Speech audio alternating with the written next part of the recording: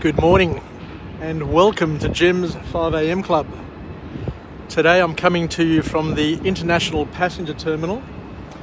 The weather is glorious. I absolutely love autumn in Sydney. You can see the sun glistening off the green harbour waters, and it's a blue sky day, and I can't see a cloud in the sky regardless of where I look. It's clear, it's blue, and it's beautiful. Let's go on a bit of a walk and talk. And this is my third book summary for today. I'm on my on my tea break, actually, not my lunch break, my tea break. It's 9 o'clock. So what I want to do is I want to cover a book summary from a great author called Simon Sinek. And his book is entitled Leaders Eat Last. So a timely book summary, given that lunchtime is coming in an hour or two, but to remember that true leaders always eat last. So what's this book all about? So the author here is all about trying to articulate and create a baseline for us to understand and to measure up to in terms of what makes a great leader, and more importantly, what makes a person worth following. There's no use being a leader if nobody respects you, if nobody follows you, or if nobody wants to be like you.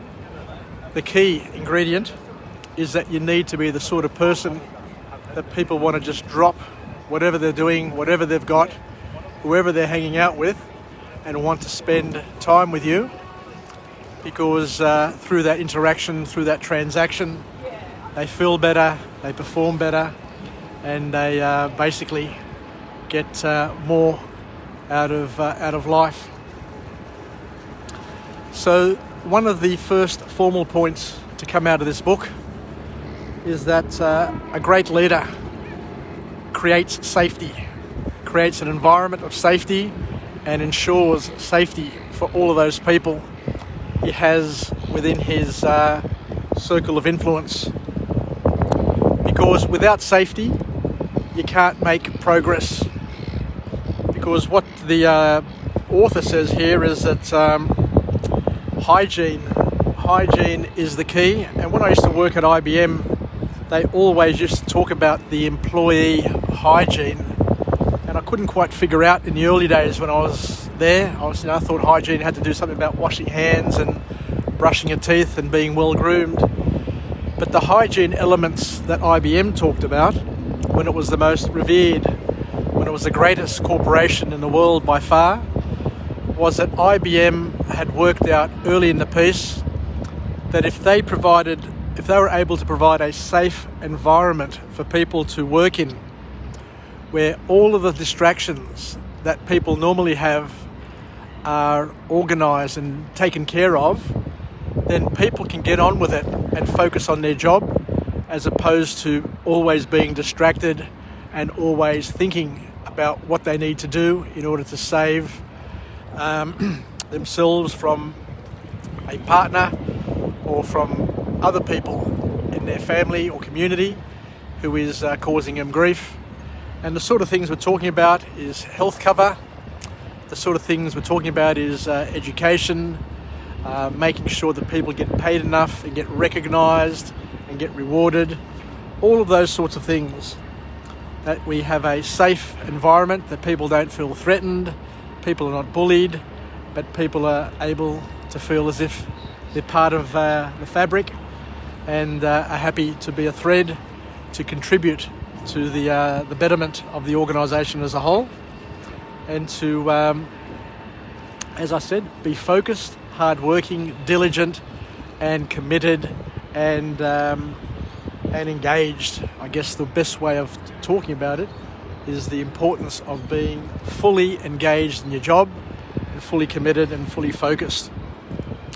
Because, as we know, you can't succeed at anything unless you can focus on the task without being distracted by petty issues.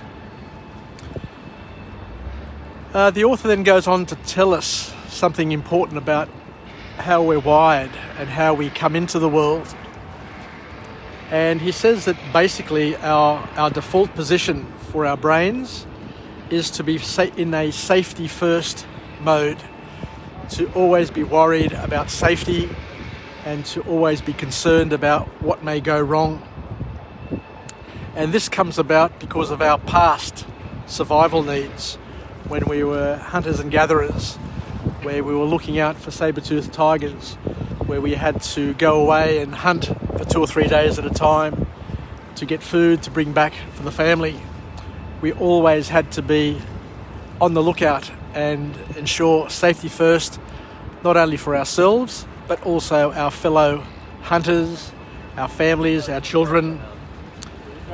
And the leader's job then is to ensure safety of your team so that they can focus on doing what they're doing and that people can continue to do what they do happily without having to, as I said before, be distracted. So Google, for example, is an organisation that has a concept called the circle of safety, which they place around their employees, which basically cover all of their individual needs. And each person is different. So what needs to happen first is you need to have a dialogue, you need to have a relationship with your manager, who is then able to implement a circle of safety plan to ensure that all of the things that you need to do your job, all of the distractions that you have or potentially could have that would stop you doing an outstanding job are removed, and so the person is not infected or threatened by irrational threats or fears and can basically get on with it and do the magic that they do in order to create the significant value to the organisation and to the customers. So one thing that I learnt early in the piece from IBM is the importance of managers actually managing and being responsible, because being responsible is all about truly caring about the other people in your group, and so that they don't become detached and become disengaged. So it's all about keeping your finger on the pulse as a manager and making sure that your team is connected, is relevant, and has everything they need in order to continue to deliver on their promises and overachieve. So we need to get resources to people who can make the best use of them. So it's not about providing resources to each and every person in the organisation. It's about targeting the resources to the people who are able to use those resources and deliver the most value from those resources. So the next point is that, from the author, is that as a leader, the actions you take impact people in many ways. You know, people are not things.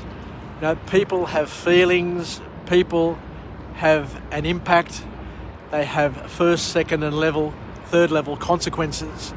So whatever you do as a manager not only impacts that person directly, but it also has an indirect impact on other people, on other things, on other projects. So you need to take everything into consideration as best you can. So you need to be empathetic as a leader, and it's a key trait of great leadership, because at every email address is a person who represents a family and represents many things. So we all need to be sensitive in a positive way and in a productive way to make sure that the communications that we give are clear, concise, unambiguous, and to make sure that we treat people differently in order to treat them equally. So the next thing that we need to address and to be cognizant of is that technology The world has dramatically changed over the past decade or two, and technology has increased our productivity, but it's also turned us into performance addicts, where we just continually look at our devices and respond and do things in order to get our next dopamine hit, our next pleasure hormone hit. Because we've got to the point now where we get pleasure from delivering and over-delivering, but there is a limit to how much we can do, because every time we get rewarded by dopamine for performance, these days we need to understand that we don't need to do things to survive anymore. So the survival mode has been replaced by the performance mode. So we've created fears where we shouldn't have fears. We've created pressures and stresses in our lives which don't impact us as they may have impacted us thousands of years ago. So you're not going to get eaten by a tiger, you're not going to be killed, you're not going to suffer terribly, other than the suffering and the imprisonment that you cause yourself. And the point of this book also is to remind us that becoming addicted to performance is your prison, and will ensure that you remain feeling empty from day to day. Because we need to understand that, according to the author, the sense of accomplishment is very, very fleeting, and creates a level of increased insatiability where we're just never satisfied enough, we can never deliver enough to be happy enough to lead a normal life anymore. So we need to try and look at ways of backing off. We need to look at ways of having people look out for us, especially our managers, to make sure that we don't get sucked in to this performance addiction and basically get burnt out and destroyed in the process, and have the issues and problems flow on to our families, our friends, and everybody who we touch in our lives. So I think I'll leave it there. So thank you very much for joining me on this episode of Jim's 5am Club, where we did yet another book summary, and the book summary was entitled Eat Leaders, Eat Last by Simon Sinek. So I hope we can incorporate some of these life hacks into our lives, into our business lives, into our personal lives, into our family lives, and learn to create an environment of safety, of trust, where we can partner with our family and friends and our work peers to become better at what we do, but also to be measured in what we do so that we don't become addicted and damaged,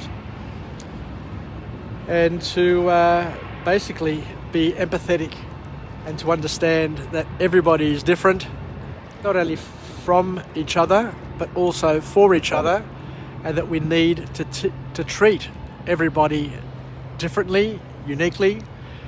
We need to create one-on-one relationships with everybody and understand what their triggers are, what their motivations are, what their good points are, what their weaknesses are, so that we can help them become better performers without stressing them to the max and creating damage along the way.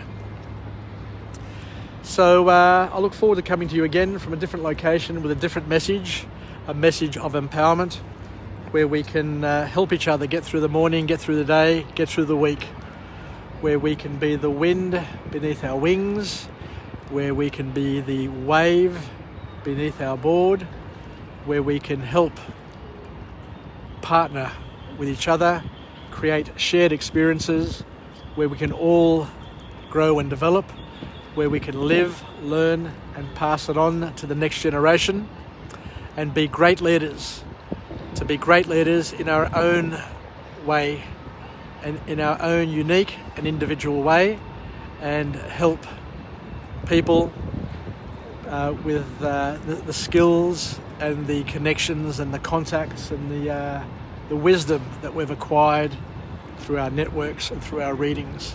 Take care, Filakia, Yassas, and we'll chat again soon. Bye from Jim's 5am Club. Bye for now.